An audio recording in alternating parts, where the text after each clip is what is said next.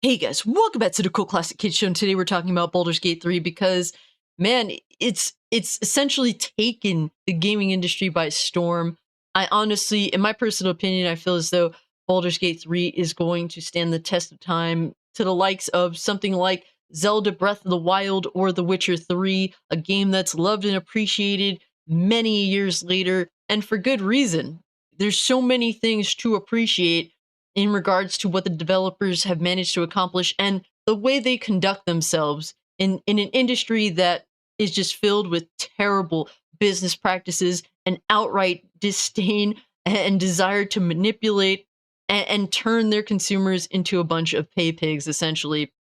Baldur's Gate 3 is a game so extremely rich with content um coming out in nicely working order, and the developers themselves championing the fact that they will not be nickel and diming the players for their game. But most of all, I think what strikes me the most about the developers, Larian Studios, is the fact that they're treating this release in a way that essentially is a labor of love. It's more than just business to them. Clearly, they, at least to some extent, have artistic integrity when it comes to this game.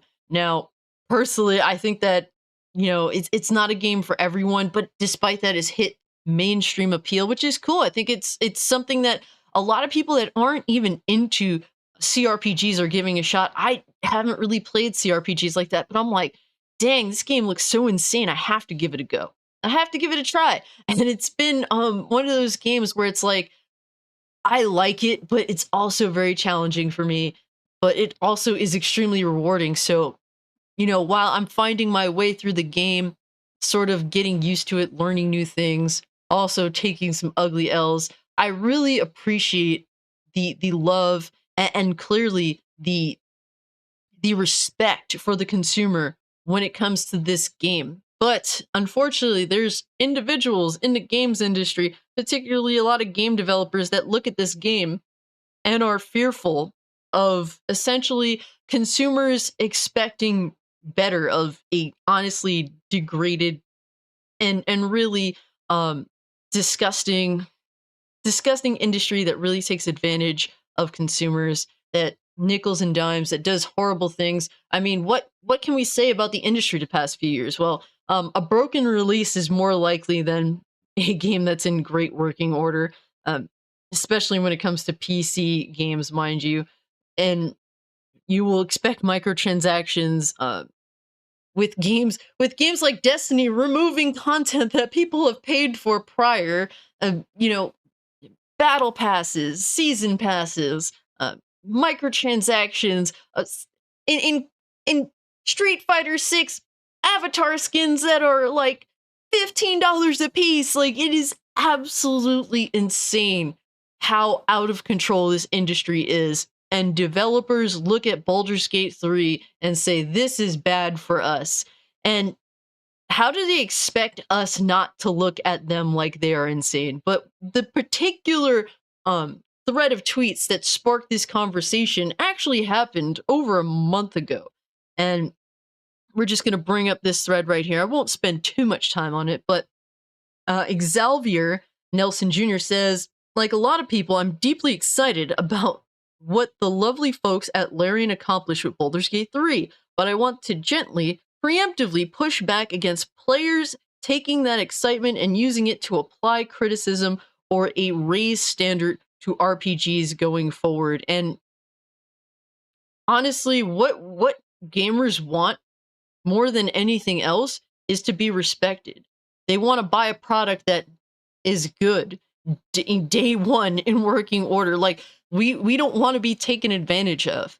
That's something that's become quite popular in the industry, being taken advantage of, and just getting a product that looks like, that essentially looks like the people behind it, particularly the mega corporations, just spit in a game case and handed it to their consumers. This is a problem. So the fact that you are scared of the standards raising for games, particularly RPGs, is concerning to me. when you're saying things like this, my first thought is, well, um, I'm not going to expect good things from your game. And that's sad because maybe the game that this individual is behind will be a great game. But just by the way you're talking, I have to assume that, oh man, I don't know if I want to be bothering with what you guys got going on there.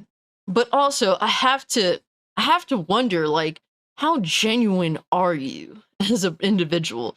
Uh this, you look at a game that is the highest rated game this year, and obviously I don't value Metacritic, but the score does speak for the general consensus.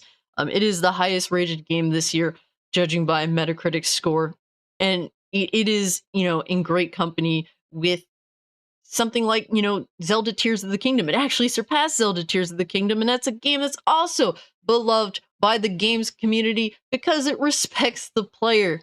But I have to wonder, do you respect players, and are you even remotely genuine? Because this same person said this insane thing, okay? He said, reminder that the Saints Row reboot is one of the best AAA games I've played in years, and the most cohesive the series ever has been.